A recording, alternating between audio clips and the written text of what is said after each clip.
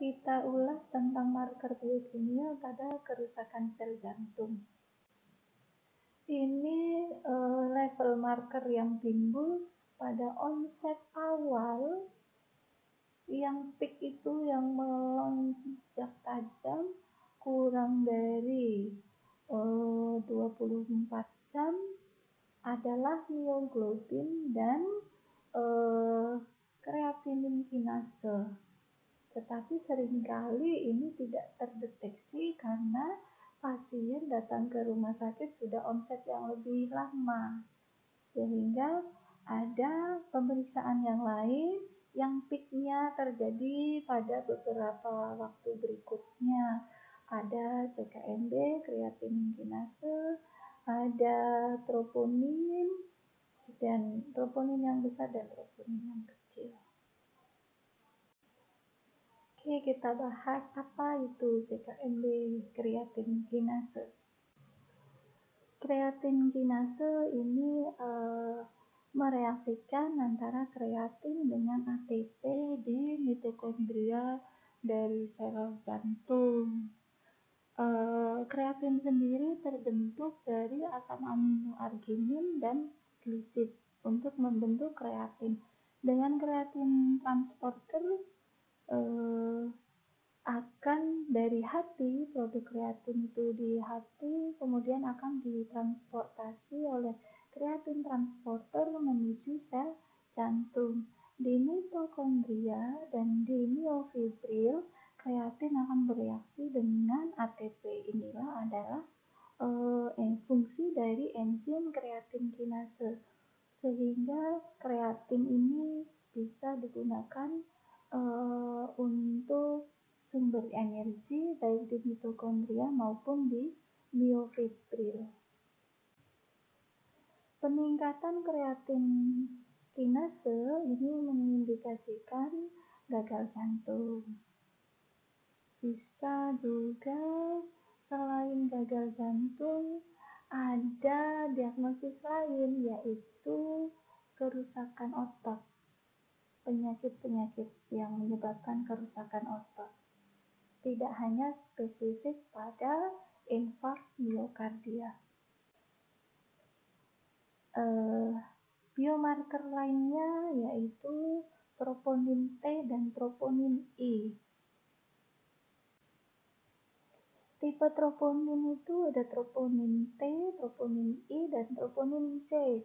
Troponin T itu tropomyosin, troponin yang dia berikatan dengan myosin. Myosin sendiri juga protein untuk kontraksi otot. Sedangkan troponin I dia mengikat aktin, sedang terakhir troponin C dia tugasnya mengikat kalsium. Dalam kontraksi otot dibutuhkan 3 protein kontraktil ini ya. Troponin, myosin itu adalah seratnya, dan aktin adalah yang tergambar bulat-bulat ini. Bisa berkontraksi dengan kehadiran kalsium. Kalau sel jantung mengalami kerusakan, maka troponin ini akan bisa kita deteksi di plasma. Ini adalah fungsi troponin dalam kontraksi otot. Ada tropomyosin, dia yang mengikat myosin, kemudian ada troponin, dia mengikat kalsium, dan aktin. Aktin adalah yang mengikat juga myosin. Aktin binding site ini kalau dia tidak ada kalsium maka dia tidak akan menempel. Sebelah kanan dengan kehadiran kalsium mereka akan bergerak sehingga terjadilah kontraksi otot. Enzim lainnya ada laktat dehidrogenase, singkatannya adalah enzim LDH. Peningkatan laktat dehidrogenase ini mengindikasikan adanya infark miokardia. Fungsi dari laktat dehidrogenase, dia mengkonversi laktat menjadi pirufat. Dengan mengambil hidrogennya, hidrogen akan diberikan kepada molekul yang namanya niacin teroksidasi, yaitu NAD, sehingga terbentuklah NADH dan pirufat. Dengan syarat laktat menjadi pirufat harus dalam kondisi aerob, cukup oksigen. Protein yang bisa dicek lagi yaitu mioglobin. Fungsi dari mioglobin, dia adalah sebagai tempat menyimpan oksigen di otot. Berbeda dengan hemoglobin. Kalau hemoglobin adalah dia mobile di dalam plasma sebagai pentransport oksigen. Kalau mioglobin berada di dalam otot, sehingga dia fungsinya untuk menyimpan oksigen. Terdeteksi di plasma apabila ada infak miokardia. Kemudian enzim SGOT dan SGPT. SGOT nama lainnya adalah aspartat aminotransferase. Ini mengindikasikan adanya infak miokardia. Sedangkan SGPT, nama enzim lainnya disebut alamin aminotransferase. Ini juga mengindikasikan adanya masalah di hepar, contohnya hepatitis. Tetapi SGOT dan SGPT keduanya bisa muncul pada kondisi-kondisi pasien yang kelelahan pun SGOT SGPT-nya akan meningkat. Ya, jadi ini bukan diagnosa utama, mode diagnosa utama. SGOT ini bisa digunakan untuk memonitor progres dari penyakit. Fungsi dari aspartat aminotransferase, aspartat ini adalah asam amino. Nama lain dari SGOT, aspartat aminotransferase. Fungsinya untuk merubah aspartat menjadi oksaloaksetat. Aspartat tadi dari produk protein menjadi oksaloasetat yang bisa berperan dalam siklus Krebs. Ini adalah turunan dari karbohidrat. Sedangkan fungsi dari SGPT ini adalah enzim alamin aminotransferase, jadi merubah alamin, ini juga asam amino, menjadi asam pirufat.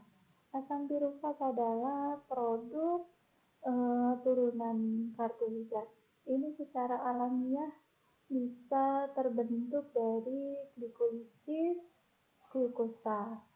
Pada fase glikolisis akan terbentuk asam pirufat. Pengubahan alamin menjadi pirufat ini secara normalnya terjadi pada proses gluconeogenesis kalau terpaksa, ya. Perubahan patofisiologi lainnya yaitu ada stenosis. Stenosis ini adanya gangguan perfungsi jaringan dan organ menjadi iskemik, fungsinya normal, bahkan kematian dari jaringan.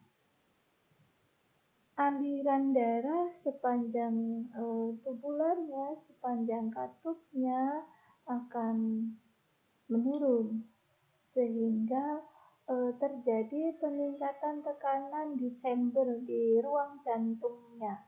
Jantung akan menjadi lebih berat untuk bekerja, lebih berat untuk mengkontraksi karena adanya stenosis dari katupnya. Usaha yang berat ini menyebabkan hipertrofi akan diikuti efek lainnya, yaitu peningkatan kebutuhan oksigen.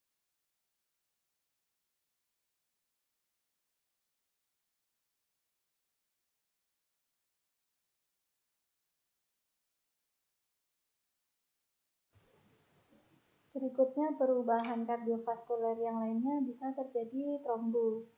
Trombus adalah bekuan darah yang terbentuk di dinding vaskular sebagai akibat dari kerusakan sel endotelial, mempengaruhi aliran darah dan akan meningkatkan proses pembekuan darah. Akibat dari peningkatan proses pembekuan darah.